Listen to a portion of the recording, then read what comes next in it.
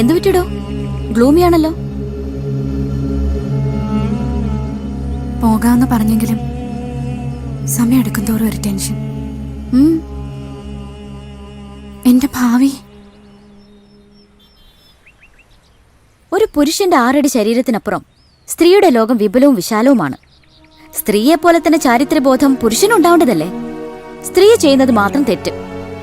2 പേർ ചേർന്നൊരു തെറ്റ് ചെയ്യുമ്പോൾ പുരുഷൻ മാത്രം ന്യായീകരിക്കപ്പെടുന്നത് എന്തുകൊണ്ട്? തെറ്റെങ്കിൽ 2 തെറ്റല്ലേ? ഇതൊന്നും എനിക്കറിയില്ല. എന്തേ അറിയാണ്ട് പോണു? പ്രിയ, ശരിക്കും വിവാഹശേഷം മാത്രമേ സ്ത്രീക്ക് പുരുഷനോട് ഭർത്താവിനോട് നീതി പുലർത്തേണ്ടതുള്ളൂ. അതിനു മുൻപ് സാഹചര്യങ്ങൾ അവളെ പലതും ആക്കിയെന്നിരിക്കും. നഷ്ടപ്പെട്ടു പോകുന്ന സൗന്ദര്യത്തെക്കാൾ എത്രയോ വലുതാണ് കുടുംബം. അത് നഷ്ടപ്പെടാതിരിക്കാൻ ചെറിയൊരു വിട്ടുവീഴ്ച അത്രയല്ലേ നമ്മൾ ചെയ്യുന്നുള്ളൂ.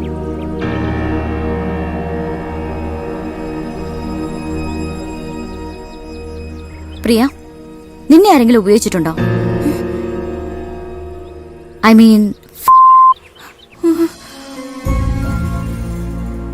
എന്നെ ആദ്യമായിട്ട് ഉപയോഗിച്ചത് ഒരു വൃദ്ധനായിരുന്നു. അത് സീനിയറായിട്ടുള്ള ഒരു ബാങ്ക് മാനേജർ. അതൊരു റേപ്പായിരുന്നോ അതോ ഞാൻ വഴങ്ങിക്കൊടുത്തതായിരുന്നോ എന്ന് ഇന്നും വ്യക്തമല്ല. അതും അച്ഛൻ മരിച്ച ഒരാഴ്ച തികയും മുൻപ്. ബാങ്ക് ലോണിനെ കുറിച്ച് സംസാരിക്കാനുണ്ടെന്ന് പറഞ്ഞ് ഗസ്റ്റ് ഹൗസിലേക്ക് വിളിപ്പിച്ചതാ. തിരികെ വീട്ടിലേക്ക് വരുമ്പോ കയ്യിൽ വീടിന്റെ ആധാരം വെച്ചു തന്നു. ദിവസങ്ങളോളം വീട്ടിലെ അടച്ചിട്ട ഇരുട്ടുമുറിയിൽ ഞാനിരുന്നു. ഞാൻ കരുതി എനിക്ക് ഭ്രാന്തി പിടിക്കുന്നു. അന്ന് എന്റെ അമ്മയും കൂടെ പിറപ്പുകളും എന്നെ ഓർത്ത് തേങ്ങലുണ്ടല്ലോ. ശ്വേത, ഞാൻ മനസ്സിലാക്കിയൊരു സത്യമുണ്ട്. ലോകത്തിൽ ഏറ്റവും വിലപിടിപ്പുള്ള വസ്തു പുഷ്ടമായ സ്ത്രീ ശരീരമാണ്. സ്ത്രീ കരയാനും ചതിക്കപ്പെടാനും മാത്രം വിധിക്കപ്പെട്ടവളാണെന്നുള്ള ചിന്ത നമ്മൾ ആദ്യം മാറ്റിവെക്കണം. ജീവിതം മുഴുവൻ ഒരു പുരുഷന് വേണ്ടി ത്യജിക്കുന്ന സ്ത്രീ മനസ്സ് പടഞ്ഞ് കരയുമ്പോഴും ആ പുരുഷനിൽ നിന്ന് ഒരു ദയം കിട്ടുമെന്ന് കരുതണ്ട. എന്നാലും ഒരു പെണ്ണും പഠിക്കില്ല. ചാരിത്രം നഷ്ടപ്പെടുമ്പോൾ സ്ത്രീക്ക് ദുഃഖമാണെങ്കിൽ പുരുഷനതൊരു ആഘോഷമാണ്. എന്നെ പ്രാപിച്ച പുരുഷന്മാരൊക്കെ എന്നിൽ നിന്ന് ആനന്ദം കണ്ടെത്തുമ്പോൾ എനിക്കൊരു മരവിപ്പ് മാത്രമായിരുന്നു. സാഹചര്യങ്ങൾ എന്നൊരു കാരണം നമ്മുടെയൊക്കെ ജീവിതത്തിനുണ്ട്. അതുകൊണ്ട് ഏറിയ 1 വർഷം അത്രേ ഡോക്ടറുമായുള്ള ബന്ധത്തിന് ആയുസ് പാടുള്ളൂ. അത് കഴിഞ്ഞ വിവാഹം, പിന്നെ ഒരു കുടുംബം.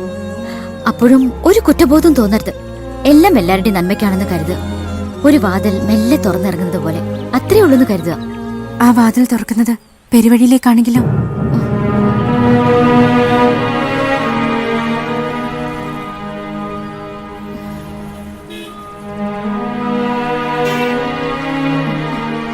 ജയനെ കാണുന്നില്ലേ? കാണണം. അല്ലെങ്കിൽ ഇനി അയാൾ ജ്വല്ലറിയിലേക്ക് അങ്ങനെ കയറി വന്നാലോ? നീ വയ്ക്കും. വേണ്ട, ഞാനൊരു ഓട്ടോയ്ക്ക് പൊയ്ക്കോളാം.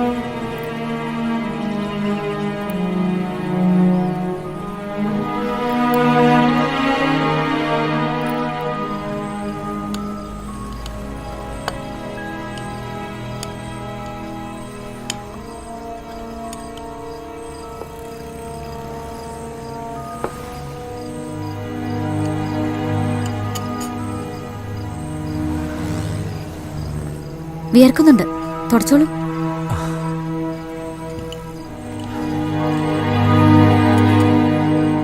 ജയന് നല്ലൊരു കുട്ടിയെ ഭാര്യയായി കിട്ടും. പ്ലീസ്, അത് മാത്രം പറയണ്ട. നമ്മൾ ഒരു തവണയെ കണ്ടിട്ടുള്ളൂവെങ്കിലും ആ കാഴ്ചയ്ക്ക് ഒരുപാട് ജന്മങ്ങളുടെ ബന്ധമുണ്ടായിരുന്നു എന്ന് പിന്നീടാണ് എനിക്ക് മനസ്സിലായത്. ജീവിതം സീരിയൽ ഡയലോഗ് അല്ല ജയ, അതൊരു സ്ഫടികത്തുണ്ടാ. അതിലെ അല്പായുസുകളായ കണികകൾ മാത്രമോ മനുഷ്യർ. ഡിഗ്രിക്ക് ലിറ്ററേച്ചർ ആയിരുന്നു അല്ലേ? എങ്ങനെ മനസ്സിലായി? അല്ല, വാക്കുകൾ പ്രയോഗിക്കുമ്പോൾ വല്ലാത്തൊരു ശക്തിയുണ്ട്. ഒരുപാട് വായിക്കുന്നത് പോലെ. വായനയോ? എനിക്കോ? അങ്ങനെയുണ്ടെങ്കിൽ അത് വായിച്ചതുകൊണ്ടൊന്നല്ല. ജീവിതം, അതാണ് ഏറ്റവും വലിയ പുസ്തകം. ശ്വേത, ഒരാളുടെ യഥാർത്ഥ സൗന്ദര്യം എവിടെയാണെന്നറിയോ? മുഖത്താണോ? ഒരാളുടെ യഥാർത്ഥ സൗന്ദര്യം നിലനിൽക്കുന്നത് അവരുടെ വിഷാദത്തിലാണ്, ദുഃഖത്തിൽ. ഇതുപോലെ.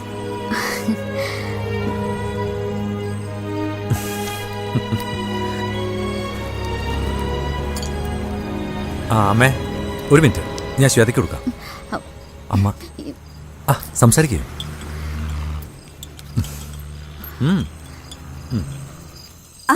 മോളാണോ? സുഖാണോ മോളെ? ആ, ഉം.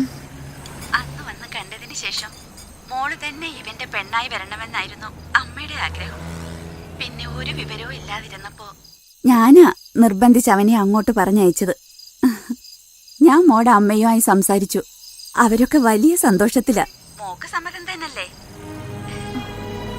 ഹലോ മോളെ, അത് പിന്നെ അമ്മ, ഞാൻ മോടെ വീട്ടിൽ പറയാൻ പോവാ മോക്ക് സമ്മതാണെന്ന്. പറയട്ടെ? അത് അമ്മേ,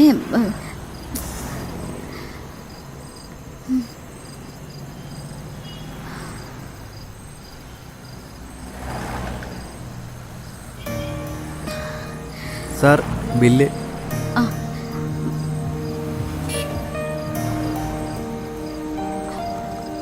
ശ്വേത പ്ലീസ്. സാരമില്ല. പ്ലീസ്, ഞാൻ കൊടുക്കാം. Thank you sir. എങ്കിൽ ജയം പൊയ്ക്കോളൂ. കുറേ ദൂരം യാത്ര ചെയ്യേണ്ടതല്ലേ?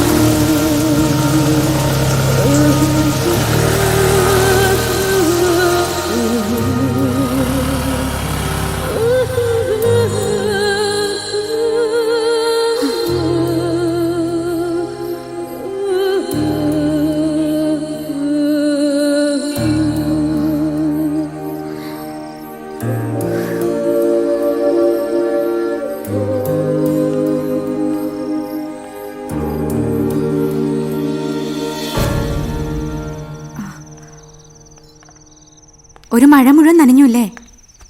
എന്തുപറ്റി? ജയനെ കണ്ടില്ലേ? എന്നെപ്പോലൊരു പെണ്ണിന് എന്നും പെരുമഴയത്ത് നിൽക്കാനാ വിധി. അപ്പോൾ അത് വേണ്ടാന്ന് വെച്ചുല്ലേ? കഷ്ടായി. നല്ലതായിരുന്നു. അത് തന്നെയാ പ്രിയ കുഴപ്പവും. നല്ലവനാ.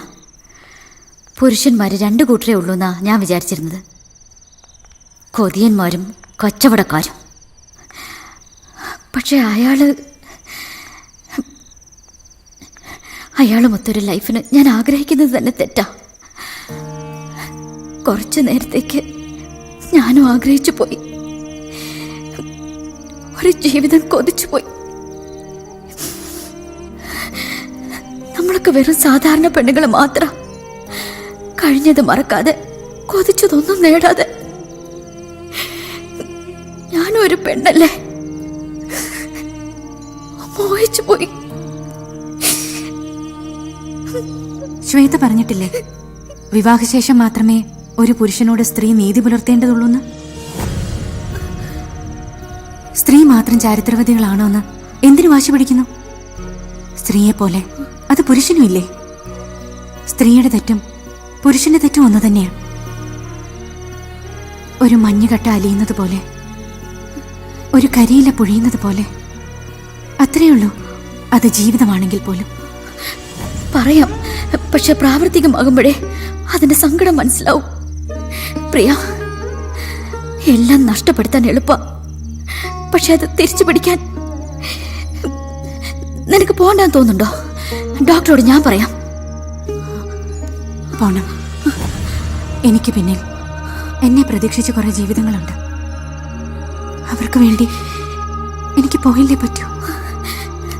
സ്ത്രീ ഒരു കണ്ണാടി പോലെയാ, കാണുമ്പോൾ മനസ്സുള്ളത് പൊട്ടിയ. ആരമുള്ള കണ്ണാടി സ്ഫടികല്ല, ലോഹോ.